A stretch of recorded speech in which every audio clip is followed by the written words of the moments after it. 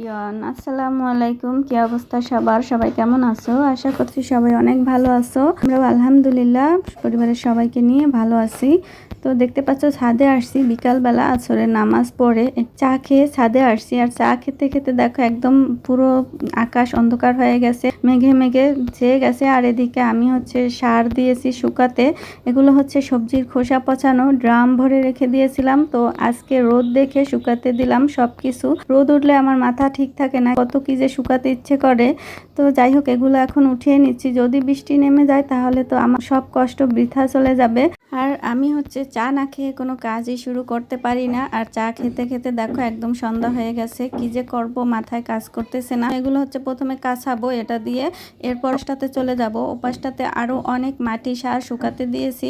এ পাশটাতে তো বেশি কিছু দিতে পারি না, কারণ এ পাশটাতে সবাই কাপড় চোপড় শুকাতে দেয়, তাই অল্প কিছুই দিয়েছি। এ পাশটাতে ওই পাশটাতে আরো বেশি করে দিয়েছি সার মাটি মিক্স করে। তারপর আরো একটা বেড বানাইছি বলতে আগেই বানানো ছিল মুরগির ঘরের ভিতরে।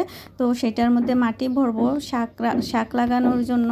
তো এই দেখো আমি ব্রাশটা দিয়ে এখন ঝাড়ু দিচ্ছি। ব্রাশটা দিয়ে ঝাড়ু দিতে ভালোই লাগতেছে, দাঁড়াইয়া ঝাড়ু দিতে পারতেছি। আমি তো নুয়ে কোনো কাজ করতে পারি না মাজা ব্যথার কারণে। তো এই জন্য এই ব্রাশটা নিয়ে আসছিলাম, যাতে আমি এভাবে দাঁড়িয়ে দাঁড়িয়ে ঝাড়ু দিতে পারি। আর এখানটাতে দেখো আমার বড় মেয়ে একটু আবার শুটিং করতেছে ফুল দিয়ে। তো ভালোই হয়েছে ভিডিওটা, তাই রেখে দিয়েছি, তাই আর কাটলাম না। আমি তো বেশি একটা টাইম পাই না, তো ছবি টবি তোলানো তো ওদের দিয়েই বেশিরভাগ করাই আমি। তো এ পাশটাতে চলে আসলাম। এই দেখো বন্ধুরা, এই দেখো এটা আমার মুরগির ঘরের ভিতরে ছিল এই বেডটা। এটাতে ডিম পাড়ার জন্য বানাইছিলাম, কিন্তু এটার মধ্যে ডিম পারে না, শুধু শুধু বসে থাকে। তো ভাবলাম যে এটাকেও কাজে লাগিয়ে দেই।